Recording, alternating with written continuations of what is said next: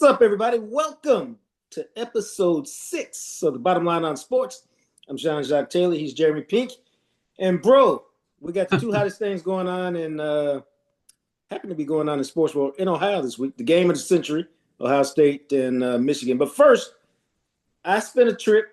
I did some work for ESPN's Landscape this week. I went to Vegas to watch Shedeur Sanders' debut. And I did that because as part of the group with ESPN's Landscape, I would probably say have seen Shedeur Sanders play more football than anybody else.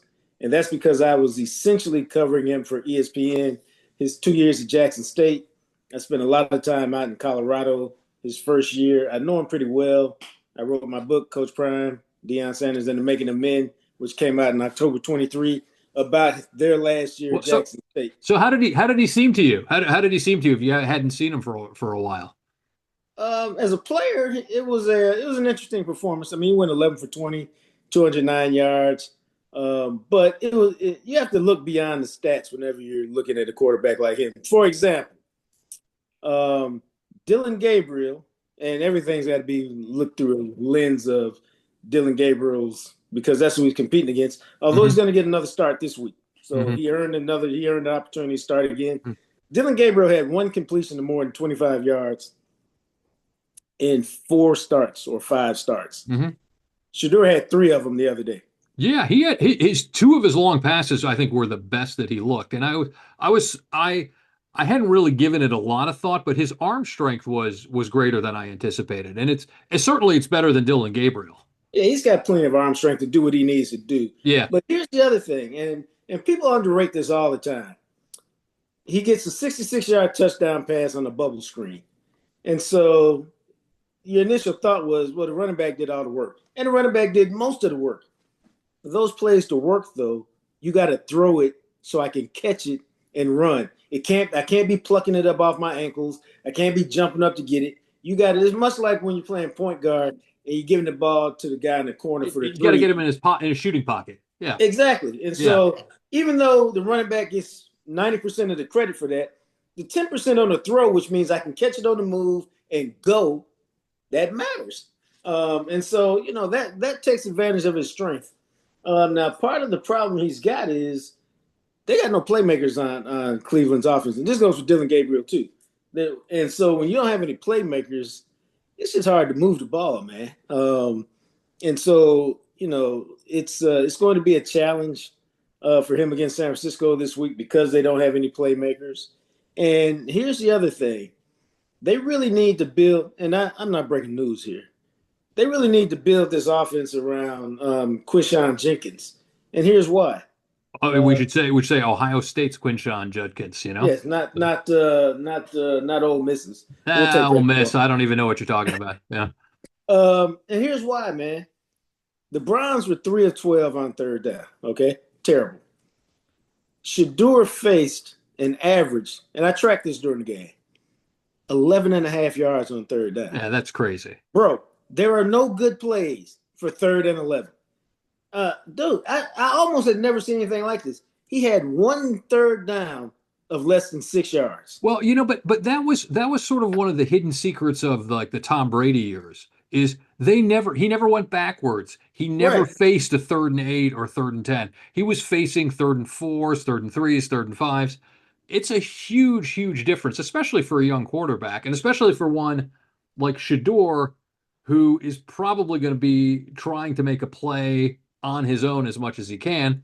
And 11.5 yards, you're not going to be able to do that very often in the NFL. Frankly, you raised a good point because the best thing he did Sunday was he didn't try to play hero ball.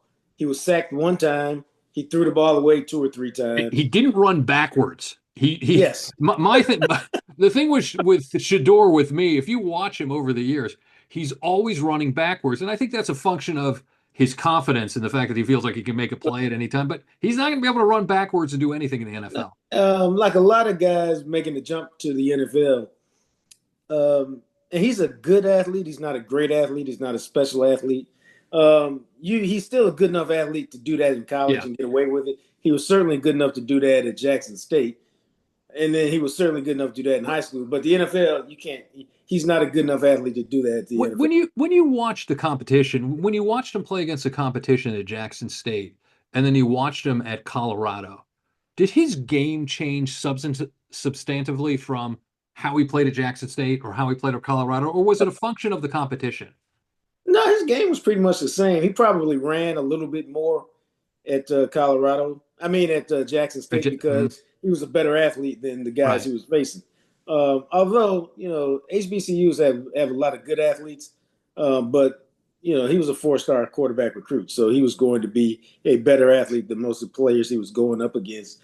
Colorado, that was not the case, so he didn't run nearly as much. He ran the scramble at Colorado. At Jackson State, he had a couple 20-yard, 30-yard touchdown runs or 30-yard runs. So and he could do that at that level. But it's going to be interesting to see how he performs this week. Again, he's got another full week of practice. And, for the Browns, and we were talking about this after the game. We did a video on Anscape. You can check it out on anscape.com. And the video is all about, after the game, there's like, well, they got a starter. There's no question. There's no question because he can give you something that Dillon Gabriel can't, which is excitement in the city. Well, not only he gives. We were talking about this a little bit over during the weekend. He gives the team energy. Yes. And as you were pointing out that it's energy, yes, but that the players want to play for Shedeur more than they probably want to play for Gabriel. And it ain't something where they're sitting there. It's just Shedeur has got a lot of charisma to him. Sure. And here's the interesting thing about Shedeur. Because he's been his entire life, as he would tell you, I don't know anything other than being Deion's son. Mm-hmm. So it's normal for me. But because of those dynamics, he's always had enough self-awareness to know that people will always look at me kind of different. So let me go out of my way to be a good teammate and to be normal so that people don't look at me differently. And now he's really not doing anything he's ever done, which means he's a likable guy to be on your team, and guys gravitate toward him because he's got some natural charisma to him. You mentioned this earlier. An underrated aspect of his game to me is his accuracy and his ball placement. And accuracy and ball placement in the NFL are arguably as important as arm strength sometimes. And he's a very accurate quarterback. You were talking about the bubble screen. His ball placement is good, so the receiver can catch and move and run. Those are very, very valuable. Those are very, very valuable assets for any young quarterback. That's one of the best traits you can have, and that's his superpower, is accuracy. Mm-hmm. That's what he does best. And so that's what I said. If he gets better weapons around him, which is why if you look at how they set it up in Colorado, he had all these really good receivers. And so now I can just distribute the ball and let them do the heavy lifting. Yeah. And he didn't mind doing that. The other part of the game that I noticed is I'm a pretty big Kevin Stefanski fan. I think he's a good coach. I think they called a good game for Shedeur. I think they put Shedeur in a position to succeed. They gave him some early completions. They didn't put him in difficult situations. I think that was a big part of his success. I think he was coached to maximize what he could do in a game against the Raiders. I agree with that, and it's they got to continue to do that. Mm-hmm. Part of it is that's why you couldn't really judge him when he comes in for a half because that's a Dillon Gabriel game plan. That's not a Shedeur Sanders game plan. Mm-hmm. Mm-hmm. And so now you got to say, now who knows how he'll play this week. San Francisco's a better team than the Raiders. I mean, me and you could pick up 22 other guys and we'd be a better team than the Raiders. Well, as I was telling you, I think I have a stronger arm than Dillon Gabriel anyway, but that's a different story. Do you think – I think Shedeur will be okay because I think that the 49ers secondary isn't particularly great. And he doesn't, as you point out, he doesn't have great weapons, but they're also not going up against, I think, a particularly good secondary. So he's got opportunities this weekend. Here's what happens, I think, man, is Shedeur, the way he plays the game, if he's going to give you 2 or 3 big plays a game. Mm-hmm. Somehow, some way, he's either going to get time to throw one time and somebody's going to be open deep and they'll hit him. So he'll manufacture 2 or 3 deep balls or 2 or 3 big plays a game. But here's the thing for him, man. If he will manage the game the way he did it last week, which is understand the Browns stink, but they got an outstanding defense. So They have a great defense. Yeah. so you can play to the it. I don't have to force anything. Right. Punt is not a bad thing. Mm-hmm. If it's not there, you throw it away, you punt the ball, guess what? We get it back in 6 plays. Mm-hmm. And if he'll continue to think like that and not feel like I got to force something, then he won't make mistakes. You can play the field position game, let the game come to you, hand the ball off to Judkins, and you can win that way. And if he understands that, then again, they stink. But he don't have to win. He just has to put them in position to win and play good enough for people to say there's hope. Yeah, I think he's a very smart, self-aware guy, and you see that, and our podcast is about money, intersection of sports and money, and you see that in the rookie contract that he negotiated as well, because rookie contracts, as everybody knows, have a specific scale. They're slotted. Yeah, they're essentially slotted. He put into his contract something called a prime equity clause. It has nothing to do with Coach Prime, but it's called the prime equity clause, and that allows him essentially to profit off of his name, image, and likeness without it having any sort of negative effect on the team's salary cap. And that's really important because Shedeur's jersey, at least for the first, before the season started this year, was in the top 5 jerseys that had the highest sales. So Shedeur is a popular guy. He's doing a good job with his contract. He's got he had a good his agent negotiated a good contract for him. Right. He's got to profit off of the prime equity clause, and he's got the rookie deal in place. So Shedeur's making some money. No, but that shouldn't surprise us because his dad is a master of marketing, so he understands how to market, how to make money, and he's got that part down after his done. I mean, he's got several endorsement deals.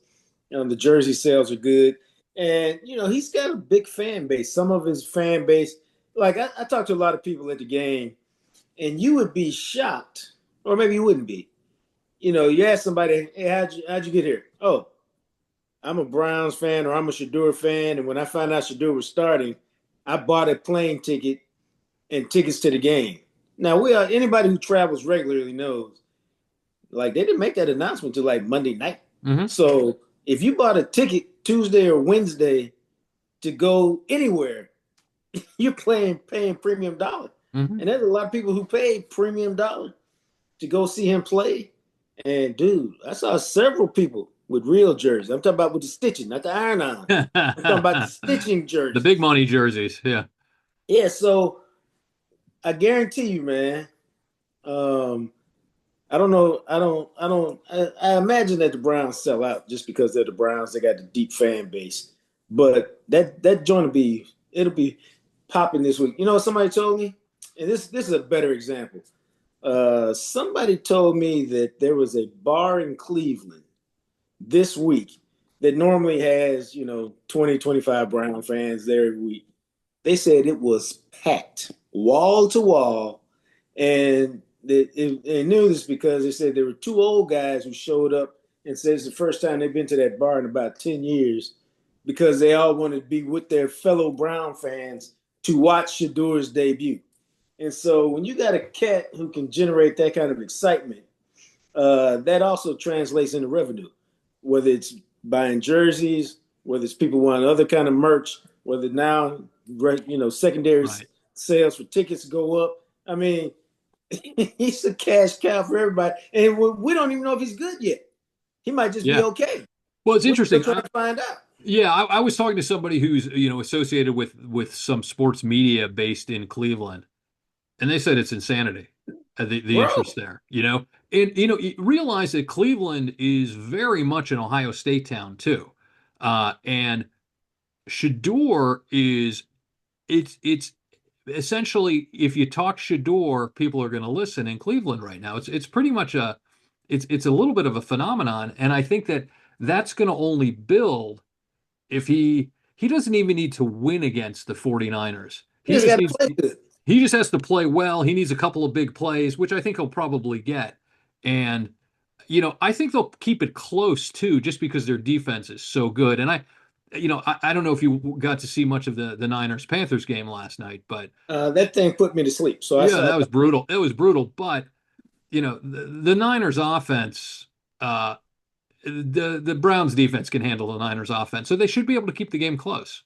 Well, that's what you want. That's why I say you want to play off of Judkins, let him do the heavy lifting, do some play action. I liked when they rolled him out a little bit, keep him in, and give him an opportunity to do some of what he does best. But again, Jerry Judy's their really only downfield weapon, their only real receiver, and so all you can do is all you can do. But his main thing, and I've talked about this many times in many different scenarios. Because the reality of it is he's starting, but he's still kind of a backup quarterback who got this opportunity through circumstance. So if you look at it through that prism, backup quarterback's primary job is do not lose the game. So, I mean, that's what he did the other day. He didn't lose it. And if you can make a play or two to help us win it, that's even better. But you don't have to win it. You just don't have to lose it. And so, again, with their defense, if he'll take that approach, he's got a shot. He's got a shot to do well. And, if he can earn another start, they got the Titans the next week. So if you play good enough to earn another start, okay, now we play the Titans. That's a game I can win, And so now you can look forward and say, okay, now if things were to fall the way we probably think they will, okay, you got 3 games and you got 2 wins. We got 2 all year. So, and then you can earn now you may be able to earn 2 starts, or you may be able to earn a bad performance. Right. Because but it'll be just like the Browns to win enough games that they'll slide just far enough back in the draft that they won't be able to get a good pick. So that would make perfect sense that he wins a few games right now. Yeah. So bottom line for me, man, Shedeur is off to a great start, and all he has to do is remember, don't lose the game. Bottom line for me, I think Shedeur starts the rest of this year. Whoa. And I think Shedeur will be starting for the Browns at the beginning of next year. Wow. I don't know. I can't step out on that limb just yet. I'm looking at the draft next year. I'm looking at the quarterbacks who they could possibly acquire in free agency. I think he's going to be their best option next year. And he could fall apart at the end of this season, but I don't think he's one thing I will also say is that he knows this may be his only really big chance that he's going to get. Right. I don't think he's going to squander it. So I think he's going to start the rest of the year for the Browns because it doesn't really matter. I think the Browns have to see what he's like by the end of the year. And I think he'll be good enough and he will be able to be a starting quarterback for the Browns at the beginning of next season. Wow, that'd be amazing. Amazing. Now it's time for the big game. All right. I have purposefully stayed away from all the hype this week. Mm-hmm. Probably because we've lost 4 in a row. And here's the other thing. And I was talking to somebody about this. They were asking me about the game. Mm-hmm. And I said, it's hard for me to get I don't want to say excited. It's hard for me to think about the game before the game because all I can say is if Ryan Day will coach it the way he's supposed to coach it, just the normal way. You don't have to do anything extra. Just call your normal game and your normal approach. They'll win. If he comes up with some funky thing where I got to prove we're tough, I got to prove we're manly, I got to prove this, then we'll be sitting up here going, so how did they lose as a 10-point favorite? Mm-hmm. So to me, and I think the championship last year should help him relax and just do his thing. Mm-hmm. And I was literally just telling somebody that, I was telling my dad this an hour ago. He was asking about the game. I said, Dad, if they really have both receivers, there's literally nothing you can do because those guys will either beat you, and if you want to double them, the tight end had a 100-yard game last week, and if you want to just completely take them out, then it's like 5 against 5 in the box, and they'll just run it. It really doesn't have to be complicated, but I've seen Ryan Day complicated. Yeah. So I need Yeah, him to just relax. yeah. I think I look back at the game last year specifically, and That's right. I think two kind of plays kind of stood out to me in that game. One was on the opening drive. Ohio State was driving down the field, and Jeremiah Smith was wide open in the end zone, and the Michigan cornerback just Oh, grabbed God. just grabbed in the end zone, which was a very smart play. Yes. And because They did it otherwise twice. Jeremiah Smith was going to score. Had Ohio State scored that touchdown, the game was over Yes. because the game was over. But that was a smart play. Ohio State was held for a field goal. Secondly, Will Howard got popped early in the first quarter. I think You he had know, a concussion. I think he had a concussion. I think he was playing with a concussion the whole game. No one's ever going to say, and I don't know anything, so Right. but no one's going to say that. That's what it felt like to me. That's what I thought part of their game plan was. Because of that. But in any case, the reality for Ohio State right now is they've been playing in second gear, I think, most of the season, and in the last couple of weeks they've been playing in first gear. They haven't, and so I think that they're building in some sort of crescendo. I think they haven't shown very much on offense yet at all. I think it's been very basic offense. And I think they'll start to open it up a bit against Michigan. I think Tate and Smith are going to be perfectly healthy. And I think they're going to be perfectly fine for the game. And look, and I think you're right. If Ohio State just plays the way it's played this season, Ryan Day coaches the way he's done this season, but I think he has an opportunity to open up the offense a bit more. I think that, and if Ingbenosen doesn't commit, six pass interference penalties, Yes. I think they're going to be just fine. The one wild card, the big difference this year is I think the Michigan quarterback's really good. I think he's a feast or famine type because he's in his first year, but Right. I think he's going to be really, really good. And if he plays well, particularly at the beginning of the game and into the first half, Michigan has a chance for sure. See, I think that's true. I think I think Patricia will show him some things he hadn't seen, and so he will throw one or two picks, or he'll throw thing balls that should be intercepted. It's just a matter of whether you come down with him. And what I really like um, when they handle, and here's my point: they handled Washington's quarterback this year, and he's the fastest, most elusive quarterback you'll see. So I'm not worried about Underwood running away from them. Now he may run over you and you miss the tackle. Hmm. And then the other thing is when they spy with Reese, they have a guy who's as good an athlete as your quarterback, and That's so very true. you're not going to make him miss. Um, but to me, the game is very basic, and I feel good about him this year because the two defensive tackles have been terrific all year long, and this is basic to me. You have to stop. Michigan is going to try to win the line of scrimmage and run the ball. Hmm. You have to stop that. Hmm. If you stop it, they're not going to beat you throwing the ball. They're not. Provided you do your normal thing on offense, they're not going to be able to score enough points to do it. Hmm. And so I think it's also this will give us a good gauge on the rest of the playoffs because Michigan is going to line up and try to run the ball.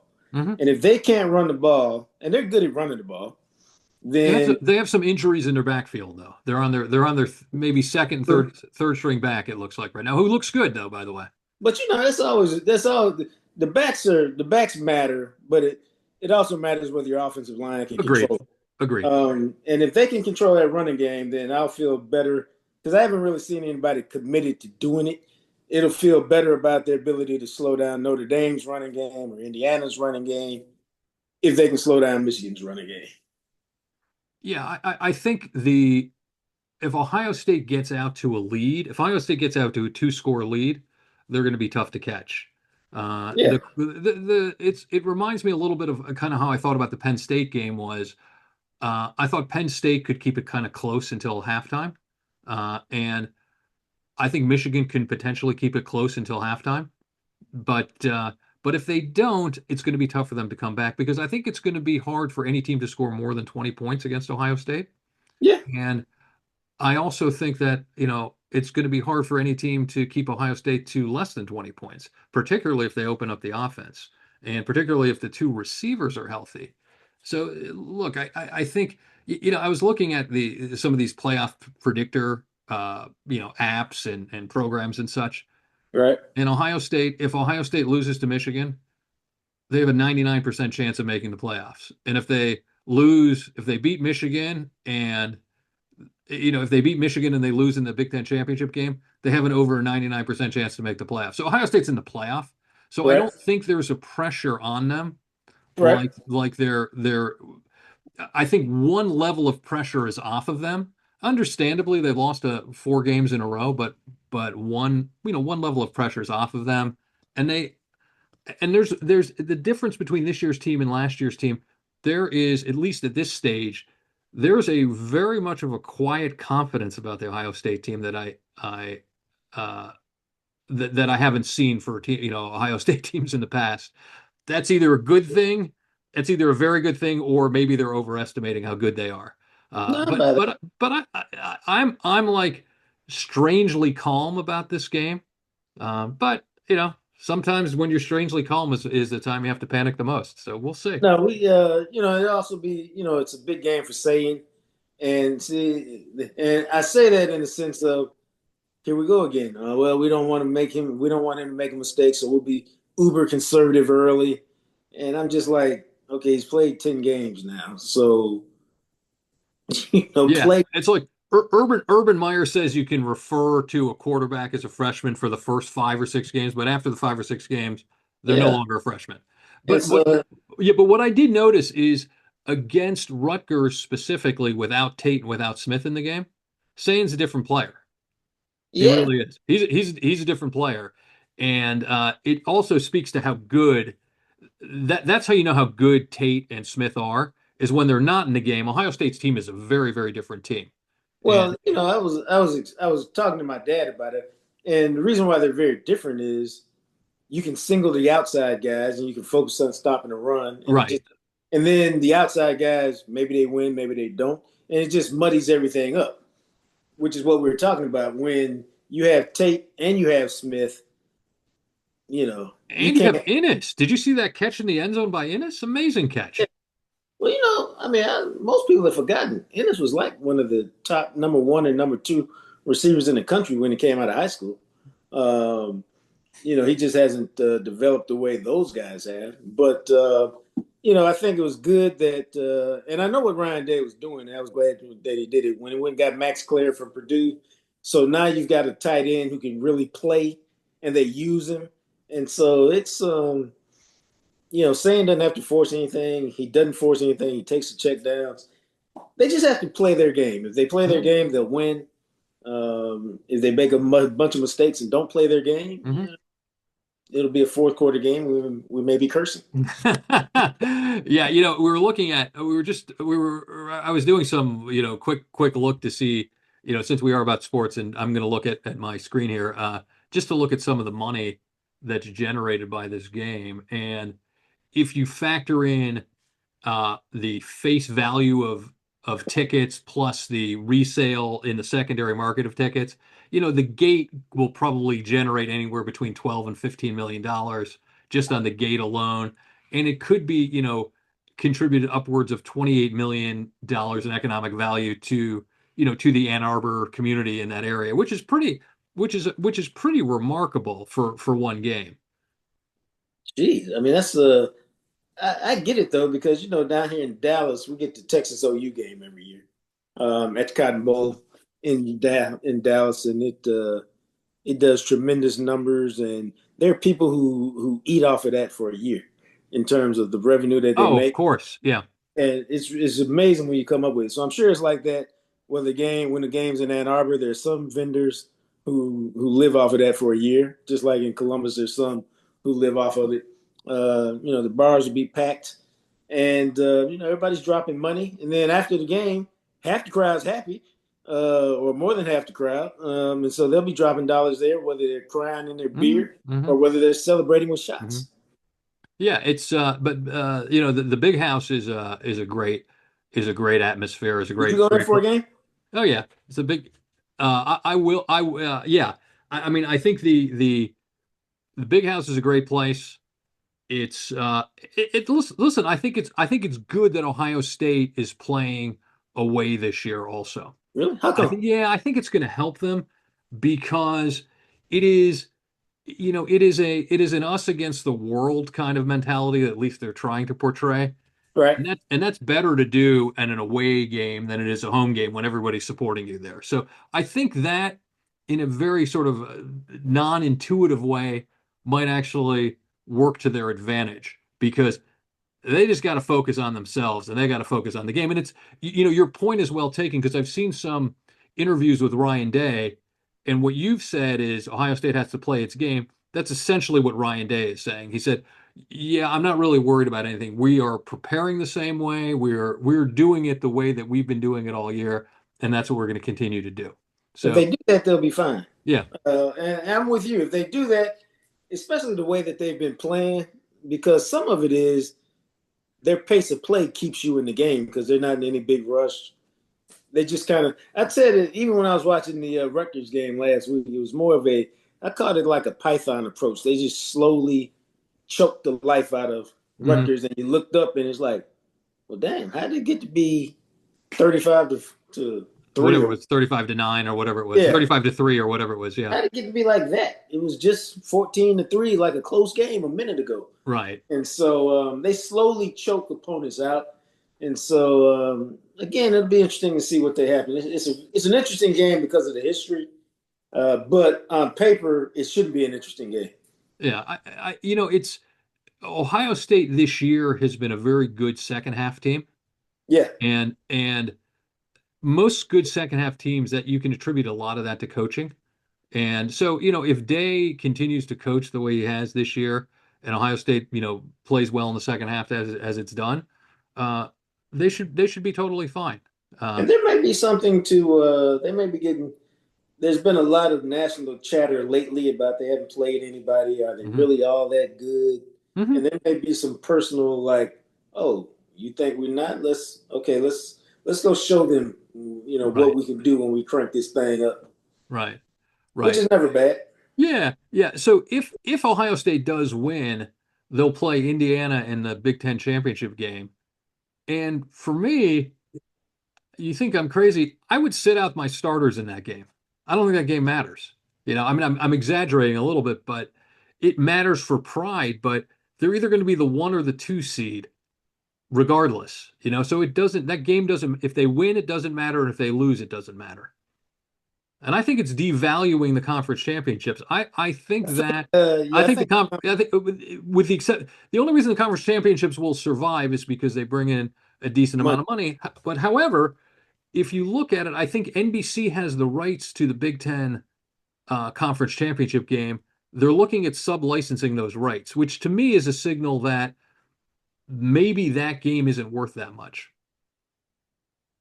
Yeah, it's you want to call yourself Big Ten champs or SEC champs or whatever, but that's an interesting thought. I hadn't thought about that. Well, Nobody's going okay, to sit out their okay. players, As you but know, I'm wearing my Duke stuff today, trying to be nonpartisan, right?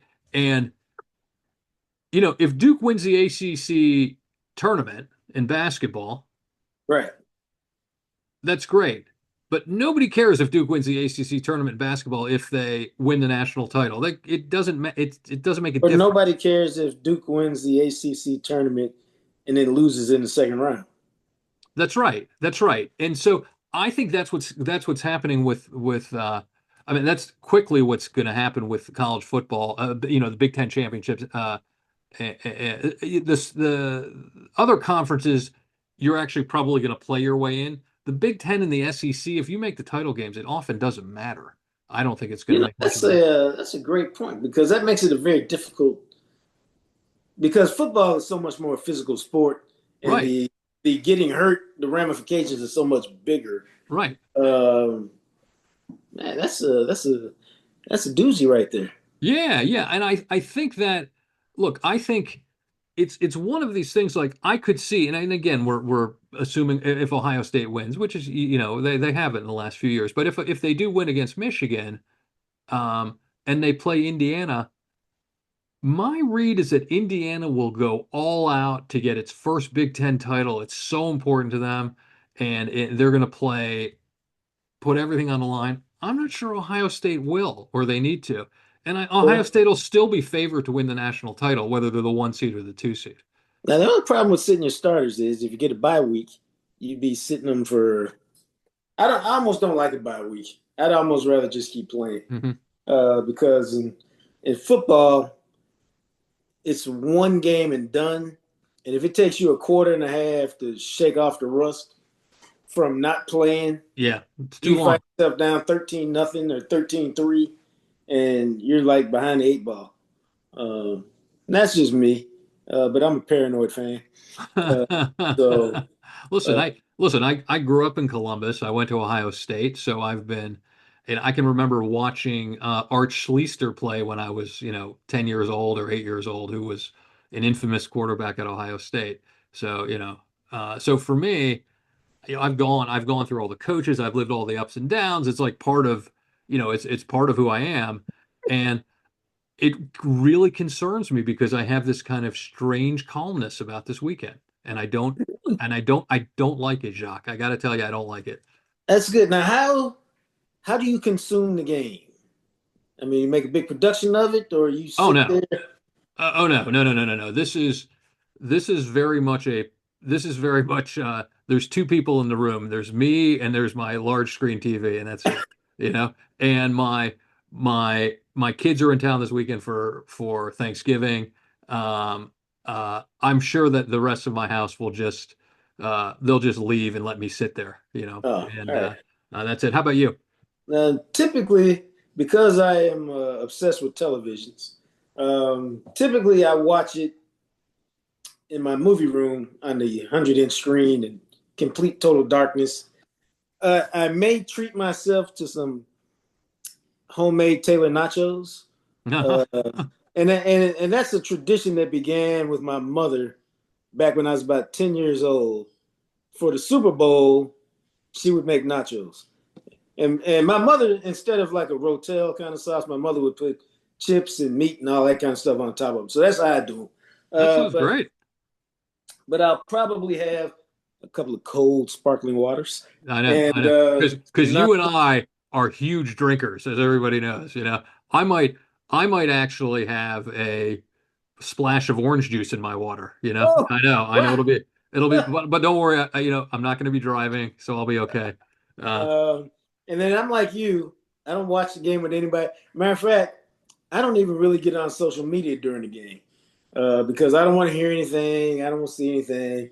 I just like to watch it in my own little cocoon, and then I burst out from it. Besides, enough people will be texting me, attacking me on social media, or right, wishing me right, good luck, right.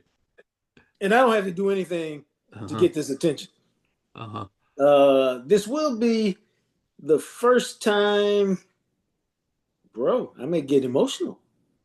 Be the first time in a long time I haven't watched a game with my son Oh wow, because he's in Columbus. he is. So But even when he was at college at North Texas for a couple years, that's only an hour from the house, and so he drive down. oh We sure. go. Actually, we went to a sports bar the last couple years and watched it. Yeah, it's the first time we haven't watched the game together. So I guess I need to check in. Yeah, yeah, it's crazy because my kids are football fans, but not really, not like I am. And so they'll and my daughter's at USC, and Right? she'll go to the games sometimes, and Yeah. she knows the players, and she kind of, and they're my kids are like much more interested in, other sports. But and that's okay. So I watch it alone. They think their dad's crazy when he watches it, and that's okay. Yeah. I think that's the way That's the way it should that's be. really the way it should be. And I might go crazy. I might order a pizza, which I, try not to eat pizza. I might order a pizza too. It's gonna be, it'll be a big day. So I'll be passed out in some sort of food coma by, 4 o'clock in the afternoon. But that's Okay, okay. I know your eating habits. What is on your pizza? Oh, for me, well, I don't eat any meat or anything. So Right. if I have a pizza, it has to be extremely well done, and I gotta have it's very exciting. I have like mushroom and spinach and onions. That's generally what's on my pizza. Very well done. I'm the only person on the planet who eats pizza like that, probably. How about you? I'm a well done pizza guy, just like Yeah. you. See, Yeah, there you go. if I had a pizza, I'm the antithesis of you. I'd probably have some pepperoni, some hamburger, some chives, perhaps some jalapenos. In my older age, I've become a jalapeno guy. I was never a jalapeno guy until the last 2 years. Yeah, you know what? You know what I had with my brother in Columbus, of all places, at Bexley Pizza Plus a couple of years ago. We had olives and banana peppers on a pizza. It was delicious. It was amazingly good. You It know was, what? Banana peppers like, are underrated. yeah, and a sprinkle of feta on it. From Bexley Pizza Plus. It was really excellent. Really, really good. Hey, did you know Panzeras was selling?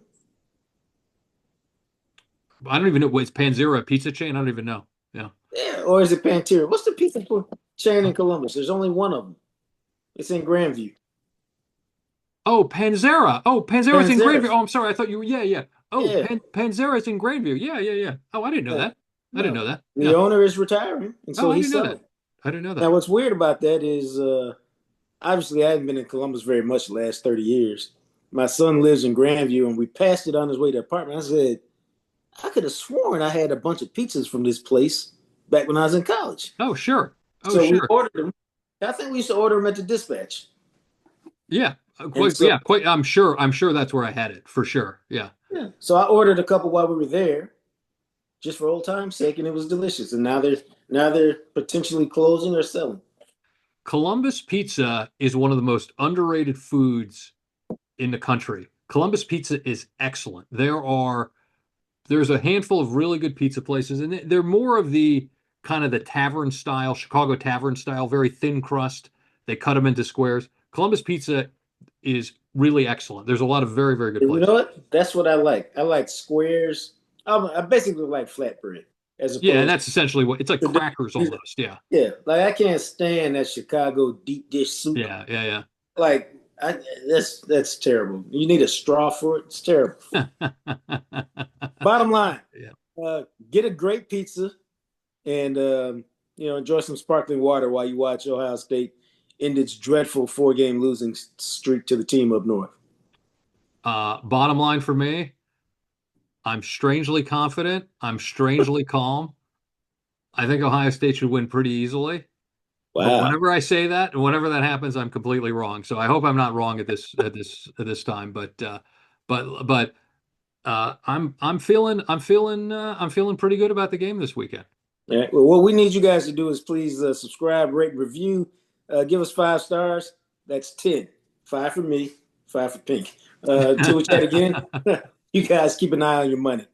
All right. Thanks, everybody. We'll talk to you soon.